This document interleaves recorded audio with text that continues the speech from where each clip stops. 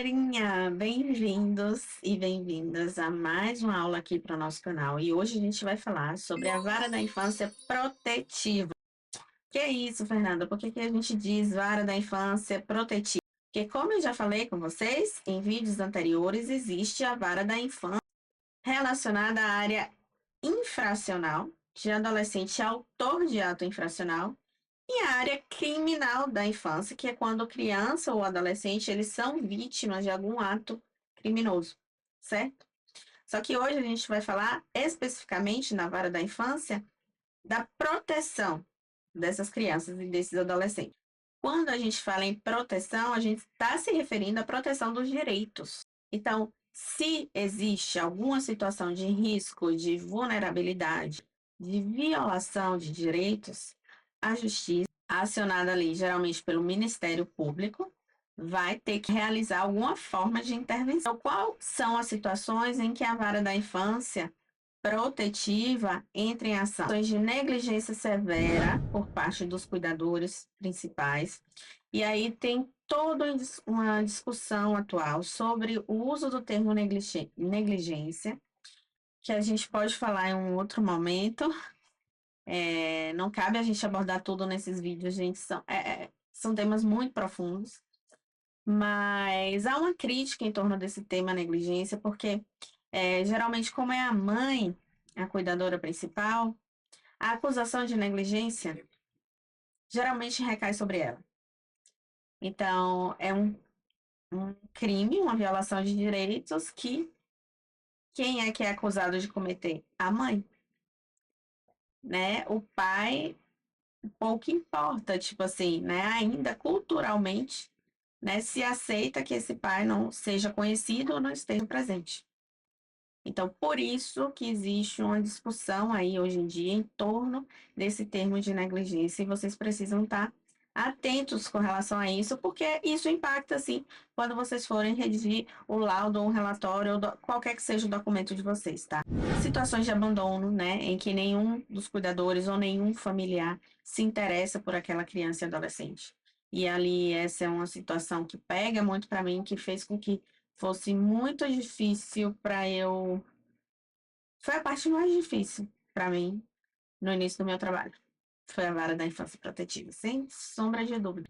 Maus tratos físicos ou psicológicos, e daí os mais diversos que vocês podem imaginar. Ação de rua, né? Essas crianças que ficam em sinais ou que ficam, né, na companhia, geralmente da mãe, olhando o carro, sentado na calçada, sem ter onde morar. Exploração ou violência. Dependência química desses cuidadores, e é a situação mais comum. Sem sombra de dúvida, a situação mais comum.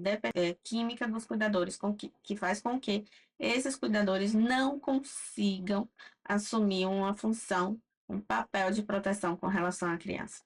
Crianças que foram acolhidas institucionalmente, devido a ter passado por alguma dessas situações, removidas, né, desse convívio familiar com a família biológica por conta, né, dessa situação. Então, veja, é muito diferente de uma vara de família, que a gente vai ver logo depois, que é a atuação do psicólogo em varas de família.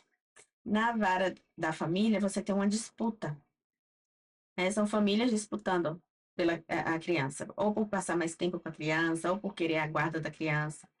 Ou seja, sim, eu vejo que a criança muitas vezes é um objeto de um conflito, ela é colocada na posição de objeto, certo? Mas existe um desejo em torno dela. O que é difícil para mim na vara da infância é observar, né, a falta de desejo com relação àquela criança. É ninguém desejar aquela criança. Isso, assim, é o que para mim, foi o mais difícil de lidar. Que aí, quando a juíza da vara da infância, eu acho que eu já falei isso para vocês, perguntou quem é que queria sair da vara da infância e ficar só na família, foi a primeira. Eu, pelo amor de Deus. Eu tava assim, eu sofria com relação a essas crianças que eu atendia, certo? Não é fácil, não. Enfim. Então, assim, na vara da infância protetiva, que fique bem claro, o foco é proteger a criança ou adolescente de alguma situação de risco. Muitas vezes ali com o rompimento, o juiz determina um rompimento do contato, do vínculo, da permanência dessa criança junto à família de origem, a família biológica. E é um rompimento que muitas vezes ele vai ser definitivo, porque depois disso, essa criança pode ser colocada em alguma família substituta, pode ser adotada. E é uma análise muito difícil de ser feita, tá? Ai, gente, se soubessem. É porque ao longo do que eu vou falando aqui com vocês, eu vou lembrando os casos que eu já atendi. E só uma curiosidade para vocês, assim, eu nunca atendi nenhuma mãe. E eu falo de mãe, porque muitas das vezes esse pai é desconhecido nesses casos. Eu nunca atendi nenhuma mãe que quisesse entregar essa criança. São situações em que ela não dá conta, em que ela não consegue. Enfim. E aí, qual o papel da psicologia? Onde é que entra a psicologia nisso? Então, quando o juiz ele vai precisar tomar uma decisão, né, com base em elementos técnicos, né, com base em uma avaliação científica, uma avaliação técnica de um profissional que é especialista nessa área, e aí que ele determina um estudo psicológico e social. Na vara da infância protetiva, e mesmo infracional e mesmo criminal, dificilmente há apenas o estudo psicológico. Nas varas da família é mais comum isso. Mas na vara protetiva, da infância protetiva, não. Geralmente é o estudo psicossocial que eles falam, né? E que o CFP orienta que seja determinado de estudo multiprofissional. Então, qual é o objetivo desses estudos, na grande maioria das vezes? Responder questões, né, como essa criança ela pode ser reintegrada à família biológica? Antes disso, é preciso acolher essa criança? Foi identificada uma situação de risco. Houve denúncias, né, por parte de vizinhos e da escola e tudo mais. É, é preciso retirar essa criança e inserir numa instituição de acolhimento? Ela está correndo risco se ela ficar ali naquela família? Uma vez que, digamos, que a gente sugere que essa criança seja acolhida institucionalmente, depois de feita todo um trabalho com essa família biológica e tudo mais, e a gente ter feito os estudos, né, psicossociais, na grande maioria das vezes são mais de um, muito mais de um, há a possibilidade de reintegração familiar. Essa criança tem possibilidade dela sair do acolhimento e voltar para o seio da família, e não sofrer novamente nenhuma violação de direitos. Os responsáveis, né, os cuidadores principais, têm condições de cuidar dela sem colocá-la em risco, sem expô-la a nenhuma situação de risco. Por exemplo, no caso de pais que são usuários, eles se dispuseram a iniciar um tratamento no CAPS, eles estão aderindo a esse tratamento, estão fazendo psicoterapia. Qual é a situação aí desses cuidadores? Existe uma rede de apoio? Avó, vizinhos, tios, que se disponibilizariam, né, também a se responsabilizar por essa criança ou esse adolescente. Os vínculos afetivos estão preservados? Existe uma vinculação afetiva? Essa criança sente falta do ambiente, né, que ela estava, sente falta da mãe, sente falta do pai? Como é que é, né? Qual é o estado aí dessa parte afetiva dessa criança? E desses pais também? Qual é o impacto psicológico do acolhimento institucional? Uma vez que essa criança foi acolhida, como é que foi isso? Como é que está sendo isso para ela? É assim, gente, tem situações que são tão difíceis que a criança começa a assim, a amar o acolhimento. Nossa, tia, aqui eu tenho comida, aqui eu tenho uma cama, aqui não tem ninguém gritando comigo, não tem ninguém me batendo. Então, assim, enquanto que para algumas crianças o fato de estar no acolhimento é altamente prejudicial emocionalmente, causa um mal, para outras é um alívio diante de uma situação de violação de direitos tão graves que ela estava sofrendo, entendeu? Essa criança ou esse adolescente apresenta algum sintoma, sinal, ou relato, ou até mesmo relata ter vivenciado algum trauma, essa avaliação psicológica, ela vai tentar angariar ali elementos, né? Obter elementos, fazer uma análise daquela situação familiar, do estado emocional da criança, do emocional dos pais, das perspectivas, que é muito diferente de tentar prever, tá? Mas quais perspectivas? Há a perspectiva de desacolhimento agora, ou seria muito precoce, né? E fornecer isso, sempre referenciando tecnicamente as nossas conclusões, as nossas sugestões, tá? Nunca se esquecer disso. Vamos para alguns exemplos de algumas situações que ocorrem, né, na vara da infância protetiva de criança que foi acolhida institucionalmente, né, numa situação de acolhimento, de abrigo infantil, não se diz mais orfanato, tá, gente? Não é orfanato, é acolhimento institucional. Chama-se SAICA, Serviço de Acolhimento Institucional de Criança e Adolescente, tá? Então, a criança foi acolhida por uma situação de maus tratos por parte do padrasto. Então, ou o que é muito comum, já por parte do pai ou do padrasto. E aí, a criança, o psicólogo é chamado a avaliar, né? Existe a possibilidade dessa criança retornar para o seio da família? E por que que a criança é acolhida, gente? É um ponto interessante. É como se a criança fosse punida, né? Isso é muito triste, né? Porque ela sofre violência e ela que tem que. E ela é obrigada a deixar a sua casa, né? O seu quarto, suas coisas, sua rotina. Ela é retirada, né? Da sua vidinha ali. É como se fosse mais uma violação. E é mais uma violação de direitos, isso. Embora o foco seja tentando proteger. Porque muitas vezes essa mãe, muitas vezes ela não acredita, né, nessa denúncia desse abuso, por exemplo, ou desses maus tratos. Então, ela se recusa a pedir que o cara saia de casa. Algumas vezes a casa é do cara, né? Não é da mulher. Então, a casa é dele. Ou ele que paga aluguel. Então, muitas vezes existe uma situação aí de dependência financeira que faz com que seja difícil também para essa mulher sair dessa situação, né? Porque isso implica uma mudança para uma situação que ela muitas vezes não tem onde recorrer, quem recorrer, não tem uma mãe também. É isso, né? A situação de violência, ela nunca é única ali, pontual daquele momento. Ela vem de uma cadeia de situações de violência. Então, você pode, na avaliação, desafio a vocês, quando vocês fizerem a avaliação de vocês, questione essa mãe como era a relação com a mãe dela. Questione essa mãe se ela já sofreu abuso por parte de um padrasto ou de um pai, enfim.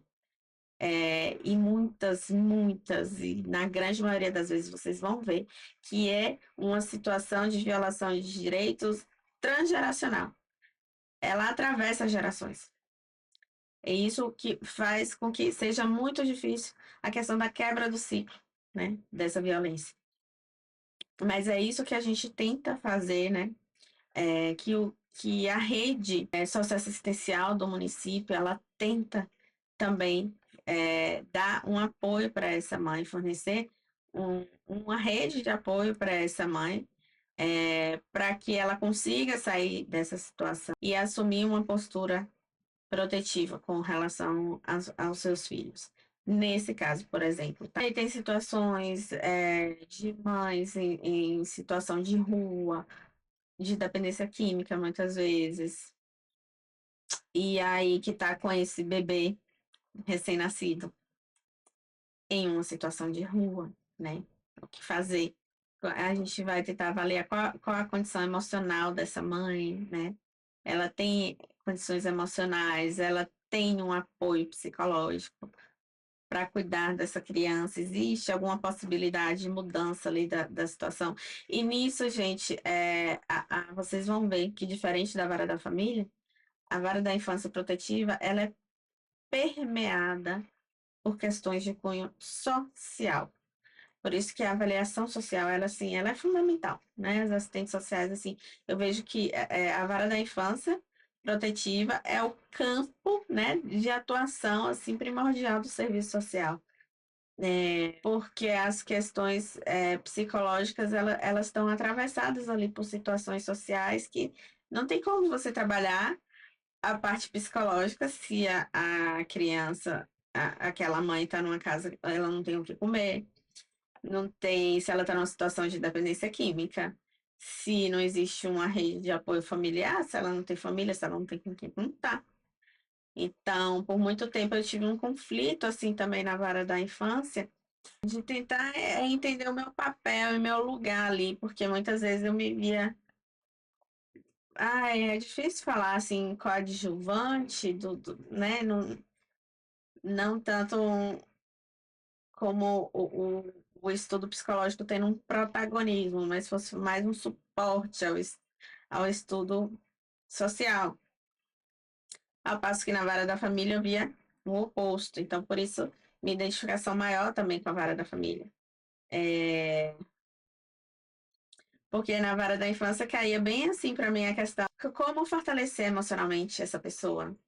Parece de coisas básicas, gente. Aí você, como um psicólogo coach, por exemplo, vai falar, não, ó, querer é poder, basta você querer, você vai atrás do seu emprego. Gente, a pessoa não consegue, a pessoa não tem condição, a pessoa não tem perspectiva, como eu falei, vem de gerações de situação de violência, de situação de violação de direito. Então, como é que você vai trabalhar psicologicamente isso, certo? Então, assim, eu tenho ainda hoje essa dificuldade, assim, de encontrar o meu lugar enquanto psicóloga na, na vara da, na vara da infância protetiva, assim, nessa parte, certo? Já na parte de adoção, colocação em família substituta, né? Então, eu vejo a avaliação psicológica, ela mais assim, com peso maior, certo? Mas na parte de violação de direitos, eu vejo que as questões sociais, os direitos, a falta de acesso, né, às políticas públicas, como atravessando, assim, enormemente a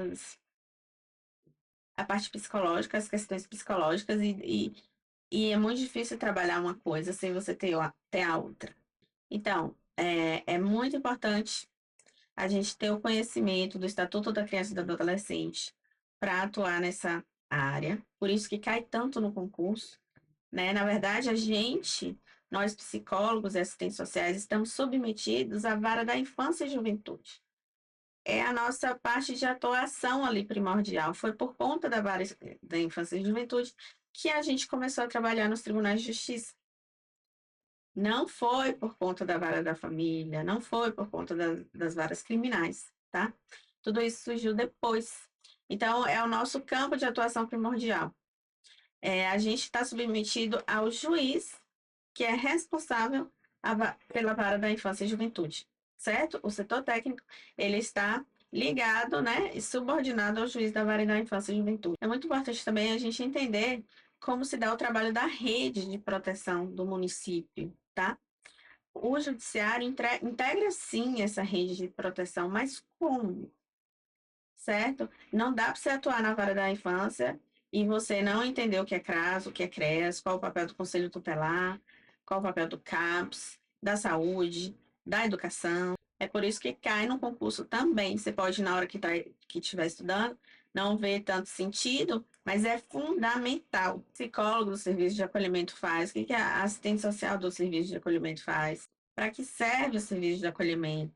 A gente, até para a gente sugerir qualquer medida, a gente faz isso em conjunto com a rede, né? A gente faz reuniões periódicas com a rede do município, com os profissionais da rede, para discutir situação de crianças específicas, de crianças que estão em situação de acolhimento. Nunca é demais lembrar que a escuta dessa criança, desse adolescente, deve ser feita de forma respeitosa, acolhedora, nunca de forma investigativa, ou acusatória, né? Nunca assim tentando, ai, vai, me conta o que foi que aconteceu.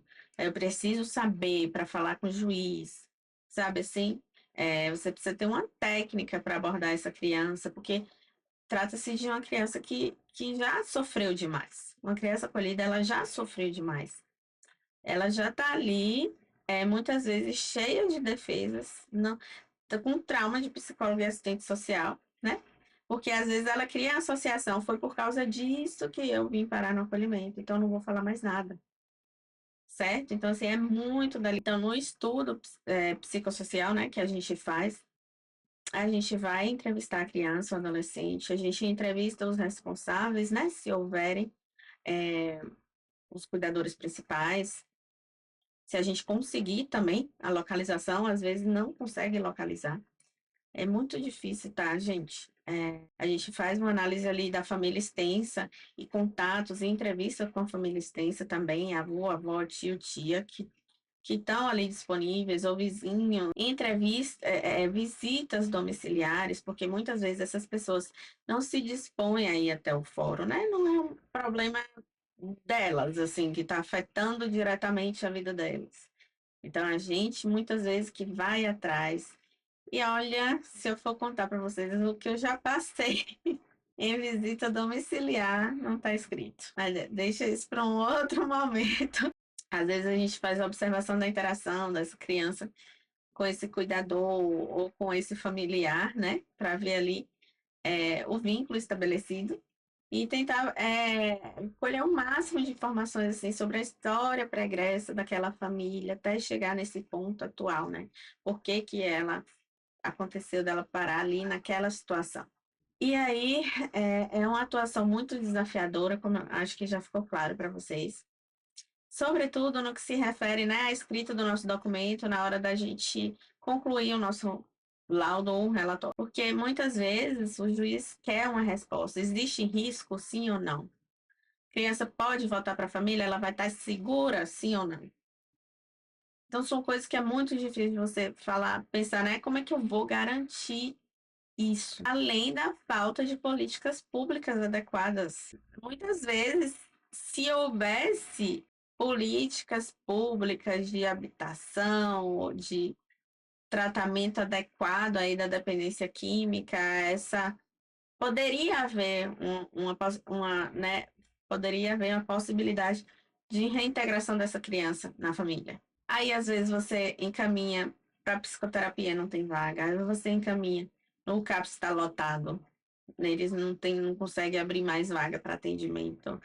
É, é uma situação, a gente está vivendo um caos, mas vai vivendo, vai fazendo do jeito que dá, sabe? É essa sensação que eu tenho. O outro desafio que para mim é o que me pega é toda a dor envolvida em casos desse tipo, porque assim, para mim machuca muito lidar com a dor de criança e adolescente. Quando eu pedi para sair da vara da infância, foi uma época que eu estava muito ligada a uma criança que eu estava atendendo e eu passava o final de semana, eu estava em casa e eu ficava lembrando, o que será que ela está fazendo? Ai, eu podia passar e quem sabe levá-la para um cinema. Eu já estava nesse nível, assim, então não estava saudável para mim, sabe? Eu acho que o tempo que eu permaneci afastada da vara da infância foi muito importante para até para minha maturidade emocional, para poder lidar depois melhor com esses casos. Porque mesmo fazendo supervisão, fazendo terapia, era difícil demais. Ainda é, mas hoje eu acho que eu consigo lidar melhor com tanto sofrimento. E o que que faz com que trabalhar nessa área não seja somente adoecedor, porque seria adoecedor você lidar só com isso, né? É o fato de você também ser o porta-voz daquela criança e daquele adolescente. E poder contribuir para uma transformação de uma situação de violência e de sofrimento que ele esteja vivendo. Contribuir para que ele tenha uma história de vida diferente, para que seja rompido o ciclo da violência, que ele seja, se for o primeiro da sua família a conseguir sair daquilo ali, a escrever uma outra história, né? E você contribuiu para isso. Eu acho que é essa parte que faz com que seja recompensador, assim, trabalhar com isso. Acho que é isso, gente. Nunca dá para. Teria muito mais coisas para falar, mas nunca dá para a gente falar tudo. Mas espero que tenha sido possível vocês terem uma visão, assim, geral de como é o nosso trabalho na vara da infância protetiva, tá? Like, como eu disse, Henri, meu filho. Curta, comente, se inscreva no canal. Tá bom? Comenta aí o que que você achou, qual foi o insight que você teve, ou dúvida que você teve com relação às coisas que a gente falou aqui, tá certo? Um grande beijo, fiquem com Deus. Tchau, tchau.